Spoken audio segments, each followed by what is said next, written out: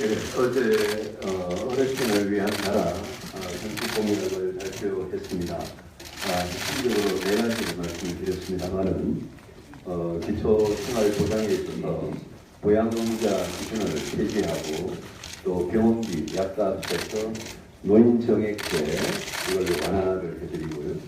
치매 장기 요양의 경우에 국가의 책임을 강화하고 또 독거노인에 대한 돌봄 이것을 강화하는 그런 정책들을 발표했습니다.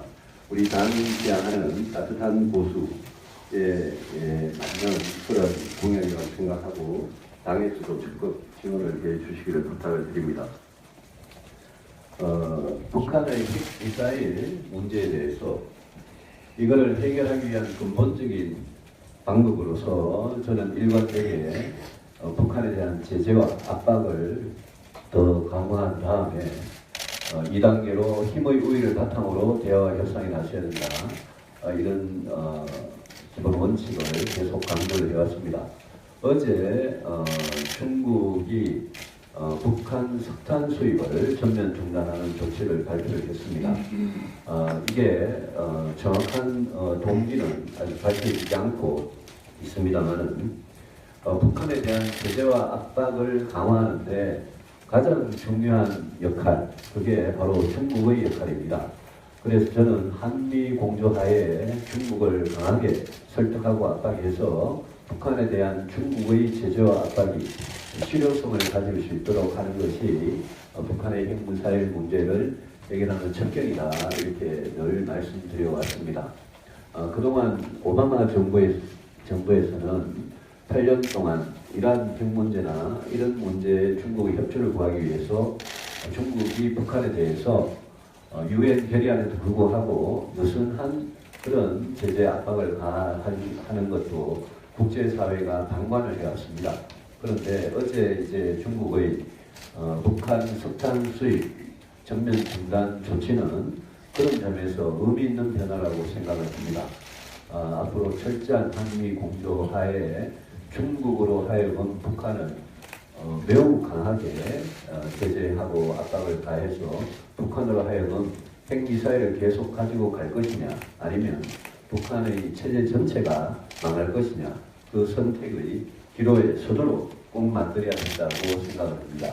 이럴 때 민주당 대선 후보들은 집권을 하면 개성공단을 재개한다, 금강산 관광을 재개한다, 또 김대중 노무현 정부의 대북 정책으로 돌아간다, 이렇게 말하고 있습니다.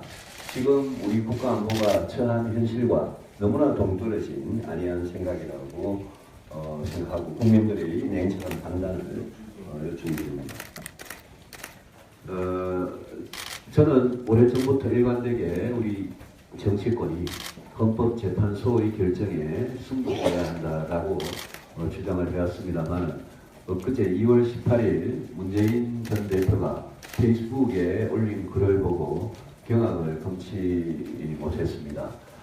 문재인 전 대표는 페이스북에 올린 글에서 촛불 시위를 선동하고 마치 헌재의 결정에 불복하려는 듯한 그런 얘기를 계속하고 시위 현장에도 참여해서 계속 시위를 선동하고 있습니다. 국민을 분열시키고 나라를 두동강 내는 이런 선동하는 정치, 아스팔트 정치는 당장 중단되어야 한다고 생각을 합니다. 돌이켜보면 지난 12월 9일 국회에서 대통령 탄핵 소추안이 의결될 때 우리 바른정당이 결정적인 역할을 했습니다. 정치권의 역할은 광장의 민심을 듣고 그것을 제도권 안에서 해결하는 것이라고 저는 생각을 합니다. 우리 바른정당이 대통령 탄핵 소추안의 의결에 결정적인 역할을 했듯이 이제는 헌법재판소의 결정 이후에 이 공론 분열, 사회 혼란을 막고 현재의 결정에 승복하는데 앞장서야 할 거라고 생각을 합니다. 마지막으로 제2의 IMF 위기가 올 수도 있다. 이런 현장의 목소리를 우리가 흘려 듣지 말아야 할 것입니다. 조선 해원에서 시작한 기업의 부실이 석유화학이나 철강, 다른 우리 주력 업종으로 번지고 있고 1,300조 원의 가계부채가 언제 시한폭탄이 되어서 터질지 모르는 상황이고 또 우리가 반드시 배치해야 되는 사드를 둘러싸고 우리의 대외 의존도가 1위인 중국의 경제 보복이 우리 경제에 미치는 영향도 심각할 수가 있습니다.